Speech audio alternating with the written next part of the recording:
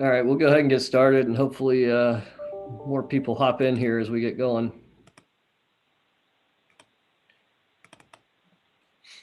Can everybody see the PowerPoint presentation on the screen? All right, so we're here. This is our second public meeting for the Linn Street Safety Project. We had the first back in September.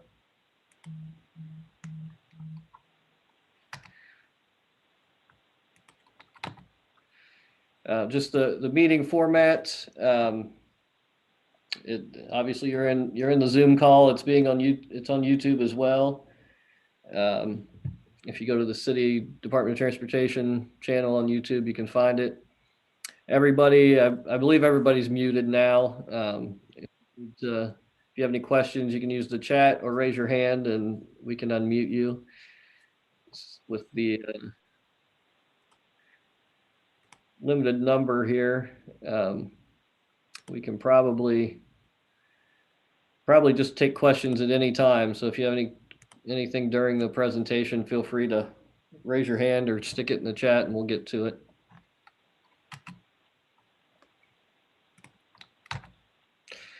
Just some introductions from our team. I'm Brian Williams. I'm a principal engineer with the City Transportation and Engineering.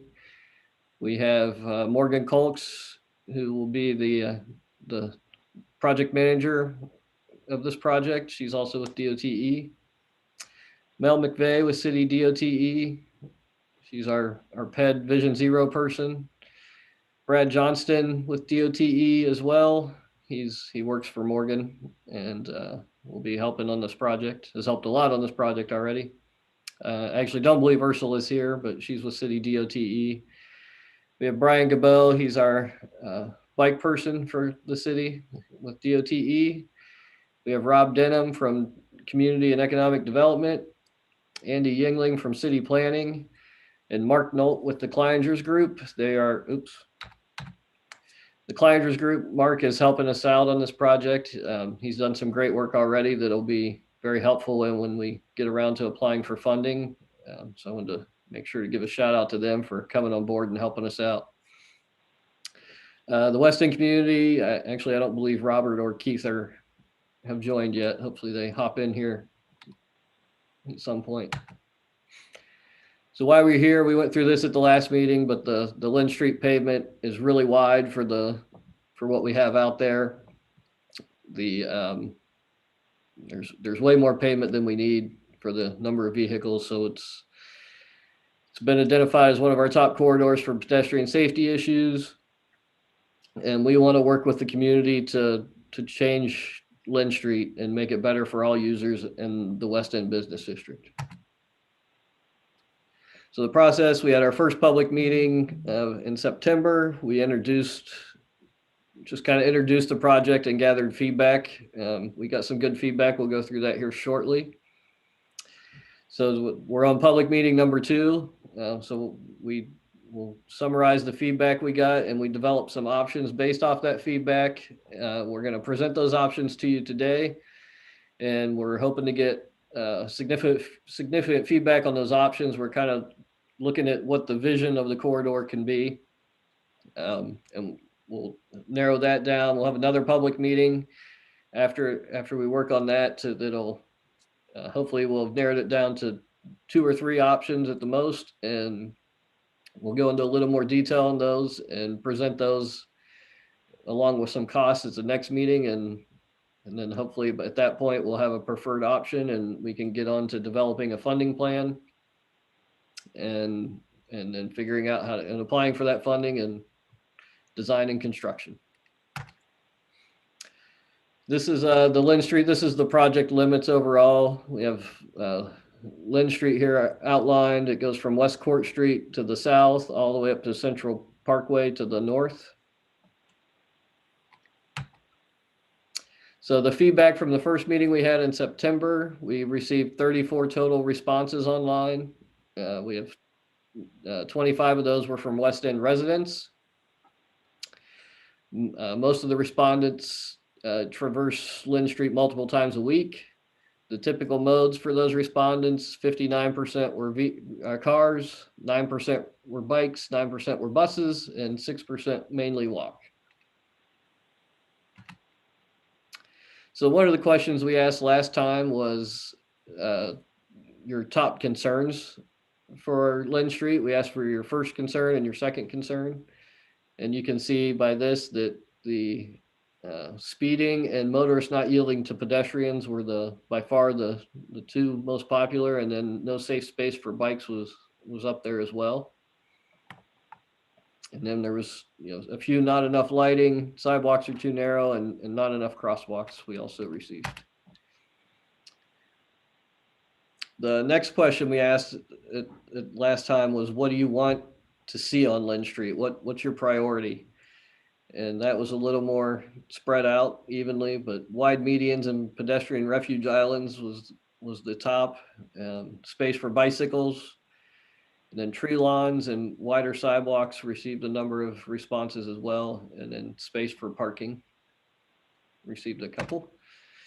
It's going to back up. We're going through this pretty quick. Hopefully that we get some questions here, but we're going to go through some options here in a second.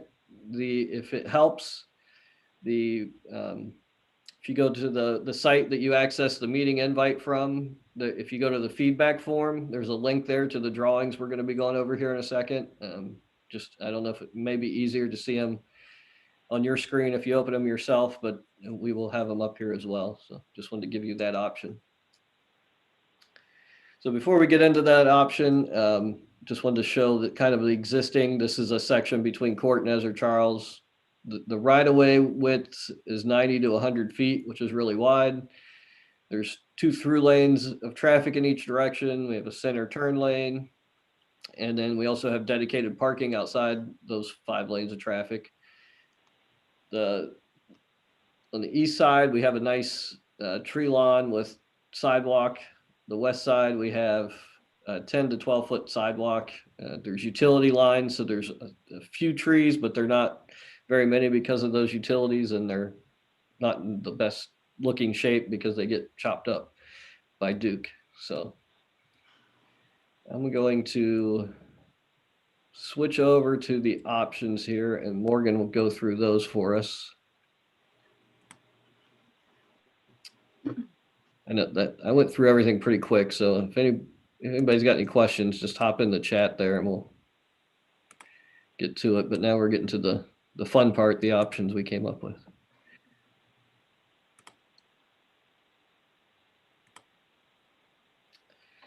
So Morgan will take over. I just wanted to point out before she does that as we go through these options, keep in mind these are still conceptual at this point. Kind of what we're looking for here is the vision of the whole corridor of Linn Street.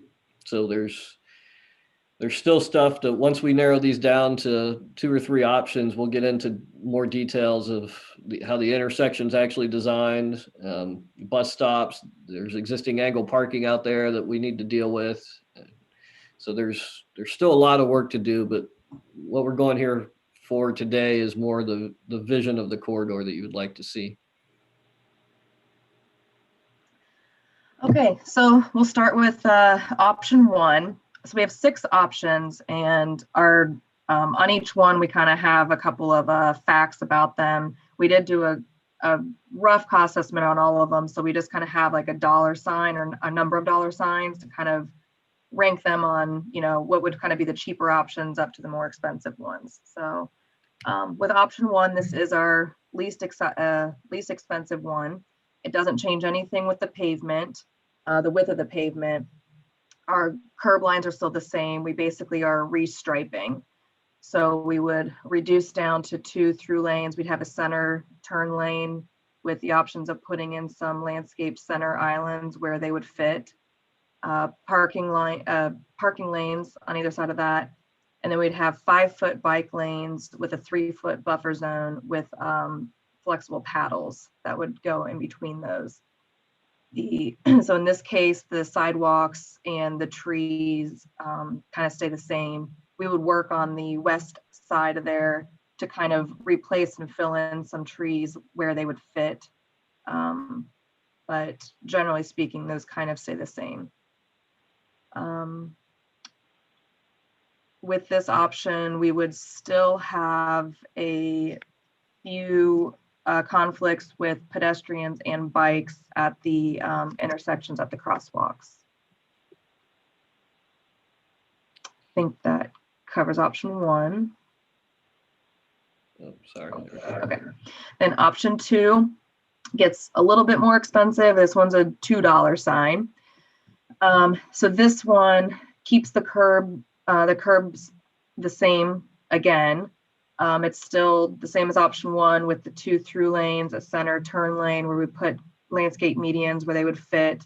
But in this case, we actually provide a wider bike lane on either side. So now you have an 8-foot bike lane on each side. And instead of just like pavement markings with the paddles, we would have a 2-foot like curb, like a raised curb with paddles on it. So it just kind of helps protect that bike lane a little bit better. In this case, the sidewalks on both sides, again, remain the same, and we would work again with trying to get the trees in on the west side. You still have the potential with the bump outs at the intersections, the conflict between the pedestrians and the bikes. But in this case, it would narrow your crossings across Linn Street. Is that good? I think that's it on 2. Sorry. There we go. Okay, option 3. Now we get up to $3 signs. So this one actually does relocate a curb on the west side of the street. We would move that curb line over 4 feet. We kind of create a tree lawn through there. You'd be able to plant trees there, potentially some larger trees, because now we wouldn't be right under the power line. And in this case, we would have a 6-foot protected bike lane again. So we do a 2-foot raised curb buffer with the flexible paddles again. You still get your 2 through lanes, your center turn lane with the medians where they would fit, and your 2 parking lanes. So like comparison to option 2, this narrows your bike lane, but they are still protected.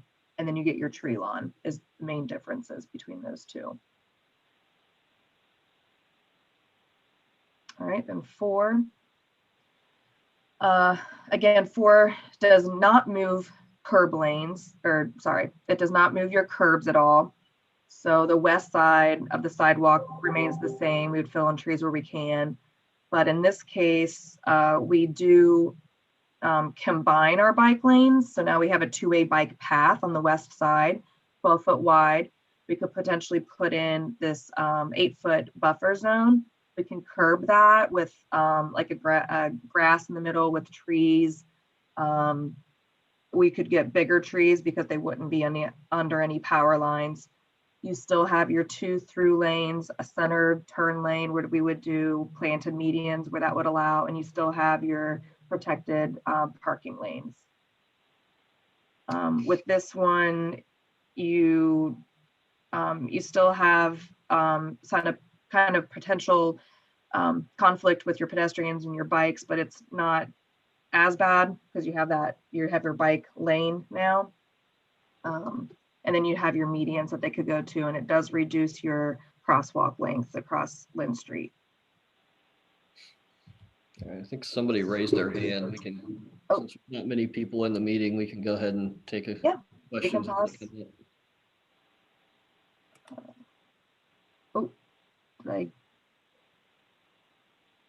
Hold on, I lost there it is. Can I unmute it? Yeah, I think I'm good now, right? Oh, there we go.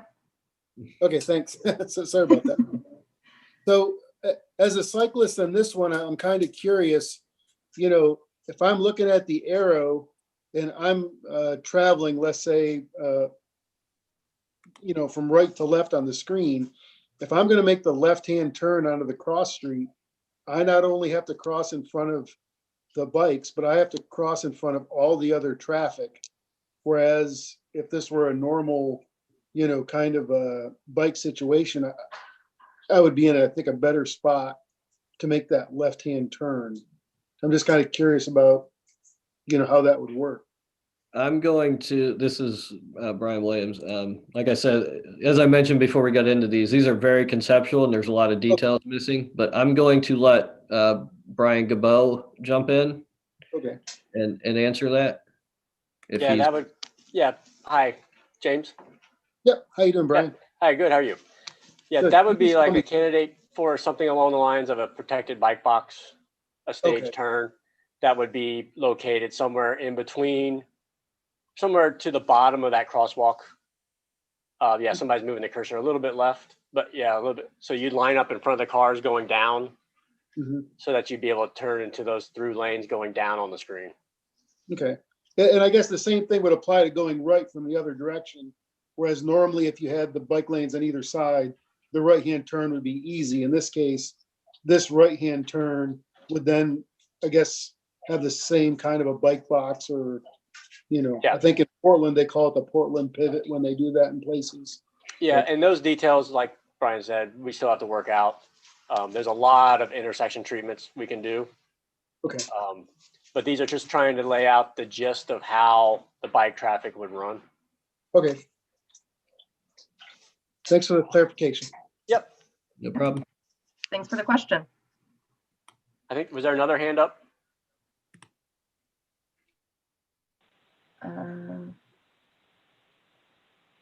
No, I think she's just clapping. All right, you ready for option All right. 5? Yep, we'll go to option 5 now. Okay, so option 5, we're up at, again, the higher cost end of this one. This one does greatly reduce our pavement width. We're actually taking our west curb line and moving it over 20 feet into the pavement. So now this whole section is raised up. So we would have, we can create pre-lawns on both sides with a 10-foot two-way bike path, basically kind of like a wide sidewalk kind of a feel, I guess. You can get potentially bigger trees with that option. And then the pavement is still the same as far as it's 2 through lanes, a center turn lane we'd plant where we could. The parking lanes on both sides. This one would greatly reduce your pedestrian crossing length. It reduces the pavement a lot, and you do kind of lose, you will still have some conflict between like your bikes and pedestrians at your bump outs. But I think this is, probably still a little less conflict than your bike lanes with the bump outs. We have another. Yeah, somebody had a question.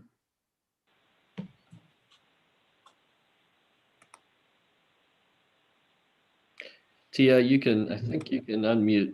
Okay, thank you. Not that I wasn't excited and that take the hand raise as a clap, but it actually was questions. So sorry. It's okay. I like these options, especially the ones with as many trees as possible. Especially the ones that aren't going to be have to be a certain height, that they can be the larger ones because they don't obstruct with the power lines. I had a question about the double bike pass though. Both of them.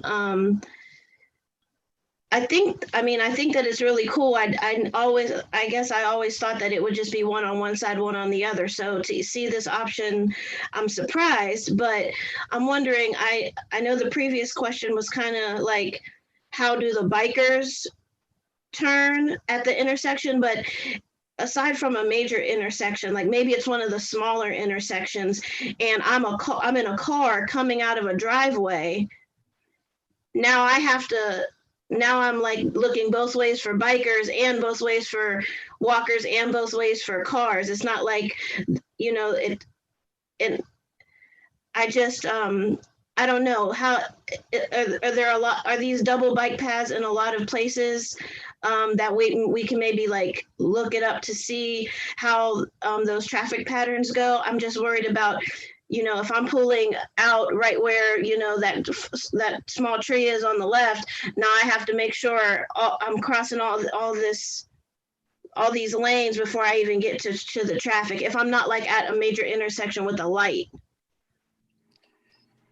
Yeah, I'll let Brian jump in again too, especially if he's got any good examples. But that is one of the concerns with these options is there's with any driveways in the side streets even, obviously that would limit the trees because we would have to we need visibility there. But, the more driveways there are, the more conflicts there are with all these options. So that's one of the concerns with either 4 or 5, where we have the bikes on the same side. But I'll let Brian jump in and if he's got anything Yes. else to add. It is primarily a concern south of Ezard. Once you get north a little bit, you're only talking side streets, less commercial driveways a little bit. But that is a two-way bike lane concern, period. It is generally set up for longer stretches with fewer conflict points. And it's a pro and con of all the options that we got out here. It's not just cost, but there are different conflicts that happen with each of these options.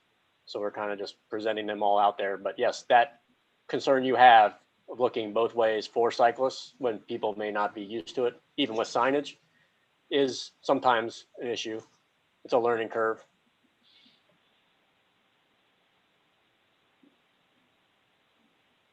I believe, 2 examples. I believe Columbus has one, is the nearest one I believe that has a permanent installation. I've rode one in Chicago on Dearborn Avenue that has fewer drives. But there are numerous examples across the country, and we can get you those if you like. Chat Wade said that Xenia, Ohio has one. They could be. I have not been to Xenia. So.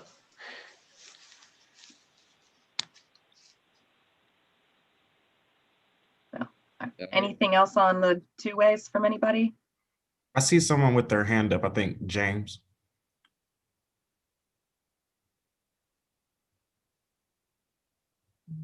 He's muted. James, I think you can unmute yourself. There you go.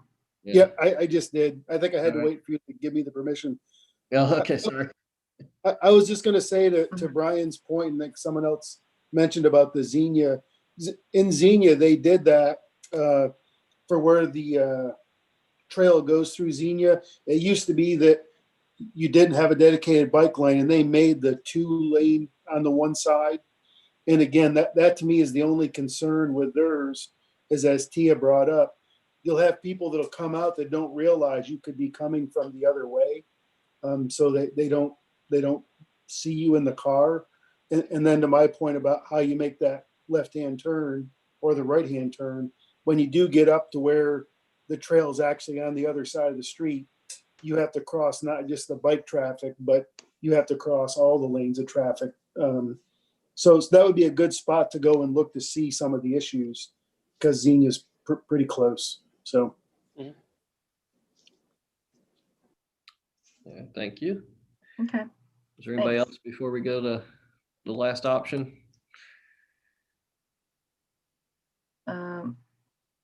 Matt.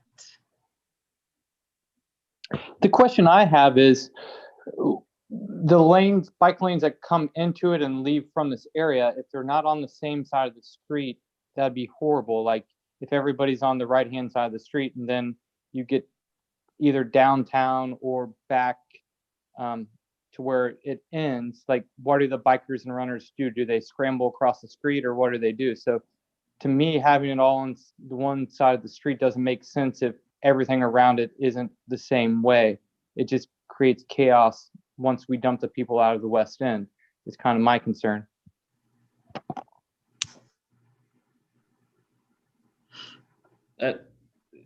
How we transition, on the north end, this will kind of end at Central Parkway, which has the bike lanes. They're still there. Yeah, the bike lanes there. So it would be signage and pavement markings of how we enter and exit that. But it makes it a little easier there because it's a T intersection. to transition from one type of facility to another. On the southern end, one nice thing is we don't really have anything south of Court. We have plans for stuff, but whatever we come up with here, we could hopefully tie into that and transition to meet on the south. So, but yeah, those are all things we need to consider as we move forward here with these options.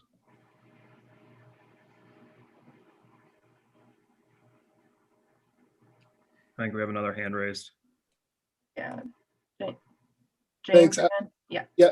Yeah, sorry to keep going in, but for me, I saw you guys were doing this, and living where I do in South Fairmont, I go downstate, come across the 8th Street Viaduct, and I turn on Linn to come up and then go to Findlay Market because, the Western Hills Viaduct is a horrible place to ride your bike. I shouldn't say that.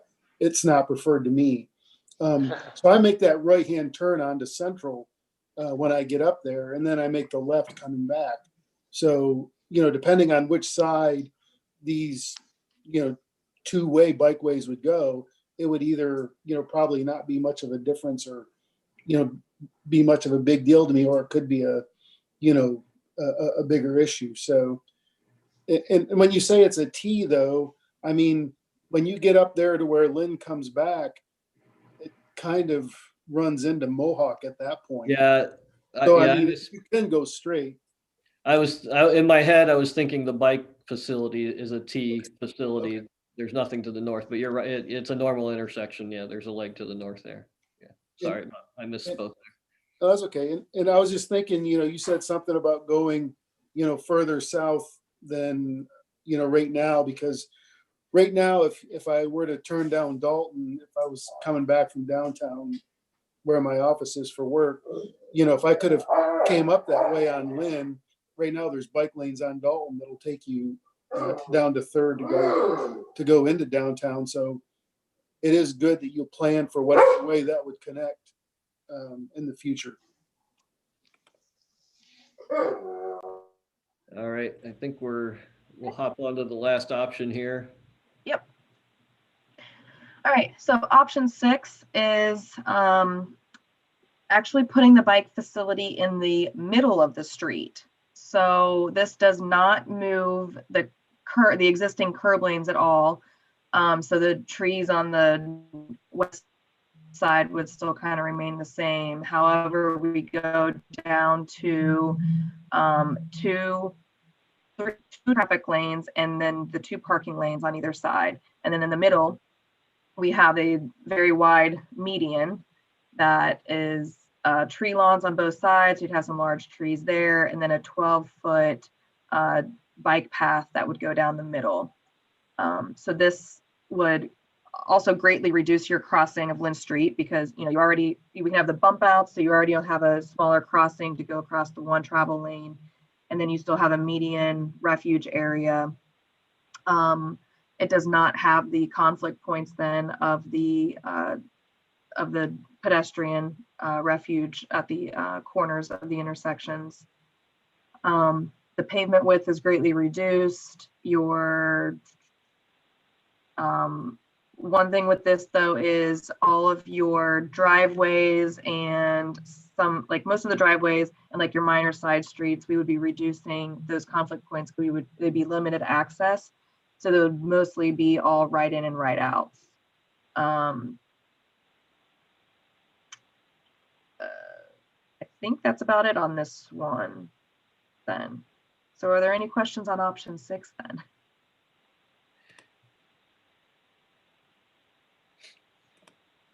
Yeah, I did want to just mention that definitely would, for this option to work, we would have to block most driveways and most non-signalized side streets.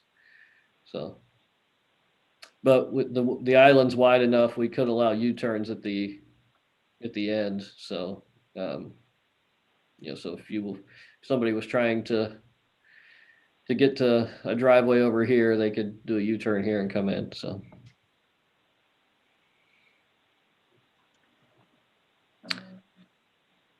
That's all the options. Those are the 6 options we came up with based off the feedback we received. All right, we do have We a have another hand raised. question. Yeah, go ahead. Hey, this is Wade Johnston. I was just wondering, I put this in the chat too. Would the 12-foot bike path there, would that be like a shared use path where pedestrians would be permitted to walk there too? It would more than likely end up as that. I mean, I don't know. Yeah, the other option we showed had a clear separation of the bike and the sidewalk. I think even our intent would be that would be for bikes because there's nothing else really out there. So that's where we would want the bikes. Would people go out there and walk? Probably. Wade, it would probably function a lot like phase 1 of Lawson Way, where the heavy paved asphalt section has primary bike route, some of the pedestrian, and then some of the pedestrian takes the gravel path off to the side because they don't want the conflict. So whatever pedestrian traffic you would have on Linn, there would be a portion that would still use the sidewalks because they're going from A to B along that side of the street. There might be some that enjoy walking down the middle, but it would be probably similar to experiencing Lawson. And I think as well with this design, obviously it adds costs, so that would be something we would have to consider if we get to that point. But we could add some kind of barrier along the edge to try to prevent pedestrians from crossing wherever, kind of limit their access to that island as well. So they're only crossing at the designated crossing points. So that might help. Hey, I had 2 other quick questions. One for this one how would, I guess, driveway intersections work with the bike path? Would there be a curb cut to let bikes get in, or have you thought that far ahead yet? No, you're talking if somebody on a bike wants to go into the driveway here, how do they get over? Yeah, or vice versa, coming out of the driveway into the bike lane. Yeah. I don't know if we've gotten that far with this one. I haven't thought about that. I don't know Okay. if you have, Brian. I would be hesitant to have bike access curb ramps all along the way. It would probably be a matter of going to the intersection and dropping down and then doing a little U-turn back, a quarter of a block to your destination. I think overall that would be the safer way than to have small bike crossing intersections, because I think that would probably lead to people cutting across mid-block from the east side to the west side full width rather than just the half width from the trail to the side of the street. Yeah. One other quick question. For any of these, would you guys be doing, well, I guess more specifically with the 2-way bike lanes, would you be doing bike signals so it's clear how bicyclists are supposed to go through the intersections? I would anticipate that definitely for options 4 and 5, probably even 6 as well. Yeah, definitely 6 too. I would anticipate that, yes.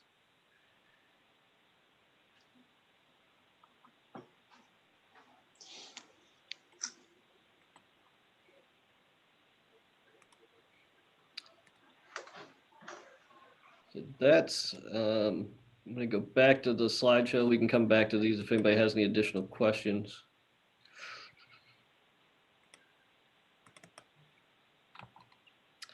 Somebody else raised their hand. Oh, okay, go ahead. So Tia's raising her hand too, by the way. She keeps doing the hand clap, but she's raising her hand, by the way.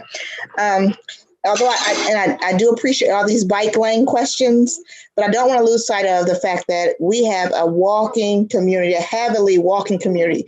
So I really want to make sure that we're focused more on the walking side versus the biking side of things. I know we got some biking enthusiasts. I see the pictures up there. So kudos to y'all to do it. I need to get on board with that. But I don't want to lose sight of the fact that this is a walking community. I think all of these options will greatly improve the pedestrian safety and feel out here.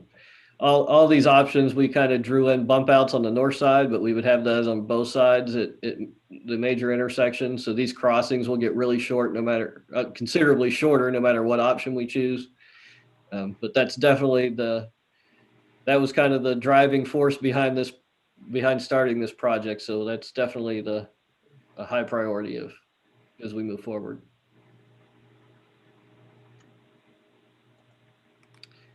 All right. Tia, Tia, do you did have- you have a Okay, question? I'm sorry if I've been asking the wrong way to ask a question.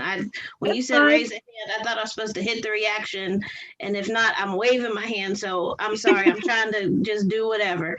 So I thought option 6 was really cool. I never envisioned it being smack dab in the middle.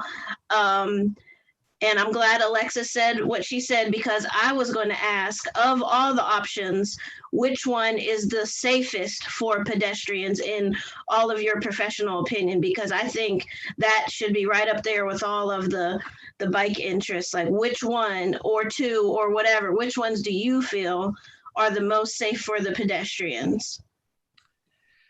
As I said, answering her question, I think they're all, I'm going to back up to option 1 here. I think they're all a vast improvement of what we have out there today. And I think as we get into details, we can make all of them about as safe as any other for pedestrians. But this option 1, these options where we just have the two-way center turn lane, if at the mid-block crossings we have out there, if we can get islands in there, that definitely helps. Some of them we can, some of them we might not be able to, without limiting driveway access. Those are details we need to get into as we move forward. So it's hard to answer. But like I said, this would have a bump out. We were working hard to get ready for this meeting, and so we just drew bump outs on the one side, but most intersections would have bump outs on both sides. So this crossing would be a little over 30 feet, where today it's 66 feet. Okay, so I just wanted to just state that as we're fine tuning the details and getting further along and maybe cutting out some options and focusing on maybe 3 or 4 as we move on to our next meeting, if that can be something that's clearly pointed out to the group whenever you present, just so I love how all the details there with the cost and everything. We just want to make sure it's as safe as possible for the pedestrians.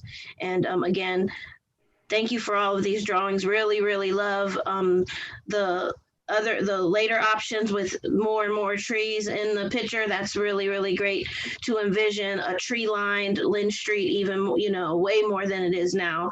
So that's really, really appealing, and it would be it's good. Just the thought of it is really beautiful. So I'm hoping that there's a way that we can make these work, but then just again to prioritize the pedestrian safety, because like you said, that's one of the main things that got us to this point, to like put the pedal to the metal on this. Thank you. You're welcome. Was there another hand I saw go up? Matt? Yeah, Matt. Yeah, I have a couple questions. First one is, with all the parking lanes, with the West End, we have a lot of carriage house alleyways that come out of the street in random spots. Having too much parking along Linn Street corridor, you really put some of those people coming out of the carriage house alleyways in a blind spot where you can't see around cars very well, and you may have them pulling out into oncoming traffic. That's my concern with a lot of the parking lanes, and putting them where they're at, is you're kind of blindsiding some of those people who are coming down those small 1-lane road, carriage house roads that line Linn Street. That's my concern with too much parking in that area. So if we can kind of back them off those carriage house roads where you can kind of see left and right as you pull out into oncoming traffic, that'd be awesome. But myself as a walker in the West End, it's not necessarily the sidewalks that have me concerned. It's that crossing of Linn Street. How do we make that safe? I walk my son from Dayton Street over to Findlay Market, and it's crossing Linn Street. You can't do it anywhere near a light or anywhere that you feel safe. Even with the raised curb, like, what other options do we have just to protect that automobile from coming over that raised curve area, or kind of, I don't know, just really blocking people from coming up and hitting bikes or hitting walkers or hitting runners or what have you. I mean, that's kind of the big deal of, I've read a lot of in different communities of them raising the sidewalks where it becomes really difficult to even come in contact with the general public who are out walking and enjoying the day. So those are my two questions. The side street question, we're showing parking here. This is a generic picture here, so that's not actually any existing place out there, but the parking would be restricted, so you have visibility coming out of those side streets. Really, the parking will be probably about the same as it is today on any of these options as far as the amount of parking. Obviously, if we get bump outs at the corners, you might lose some near there, and we would even do the bump outs probably on the side streets as well, so you would lose a little bit of parking there as well, so especially if they're pedestrian crossing points. Typically for the second part, we do 6-inch curb is our standard, and that's what we would go for out here. Really don't have, especially with parked cars, you can't go higher than that because the door to the parked cars can't open. We don't really have anything else we do to address people from not driving up on, or going up on the sidewalk to hit people. Fortunately, that doesn't happen very often, but with the trees and hopefully the parked cars and the slower traffic overall, since we're forcing everybody into one lane, that's not nearly as big of a concern as it is today. Got another question. Go ahead. So with the changing of from the slanted lanes parking to the straight on parking, parallel parking, how many, what's an estimate of spaces we would lose? We have not analyzed that, and it's the angle parking could potentially stay depending what options we choose and how we lay that out for the kind of between Ezra Charles and, is it Liberty? There's mostly angle parking on the one side.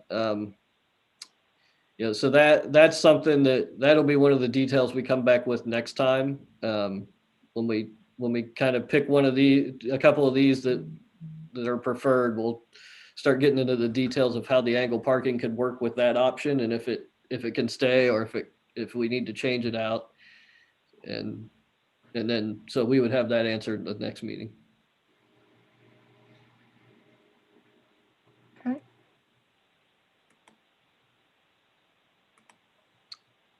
I think that's all of our questions right now. All right. So as you saw, we kind of had generic dollar signs for the cost of those options, just to give an idea of comparing them. But there is no funding right now for this project beyond the planning process, which we're in now.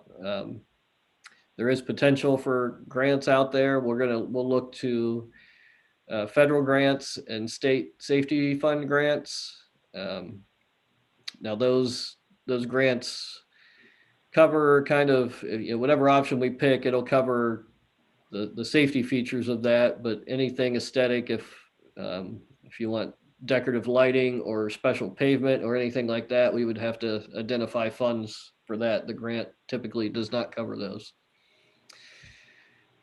Additional project funding we need to identify as well, besides the grants for construction, are the design, the construction management and testing. And again, if any of those extra aesthetic items are in the project, we'll have to identify the funding for that. So that's kind of all we had for tonight. If anybody's got more questions, we can get into those. But we do need your feedback. There's not as many people here tonight as there was at the first meeting. So if people could help get the word out, we would, for this next step, it would be great to get a lot of feedback. So they can go to the website there. There's a section to click for your feedback and answer a few questions and leave any comments. But the more we get, the better it'll be for us to pick one of these and move forward with it. So again, if you could get the word out and share it, that would be wonderful. Brian, Yes. Lee from City West, how are you accommodating the blind at the crosswalk? The typically how we do that is if actually I forget our exact policy, but if we need to install the sound devices for the crossings, we can do that. Obviously, we have the detectable warning ADA at the handicap ramps to help guide. But if there's a specific spot that needs more attention, then let us know, and during the design we can incorporate those solutions into it.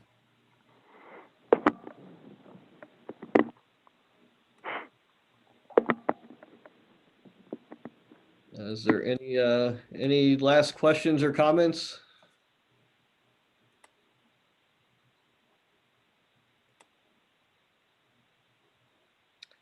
All right, thanks everybody for coming out and joining us. And again, if you could share that link and get people to provide their feedback. There will be video of the presentation on the site as well. Probably the next day or two, we'll have that uploaded, so they can, if they missed it and want to hear, they can go through that. I'm sure it's exciting to watch back. Thanks everybody. Have a good evening.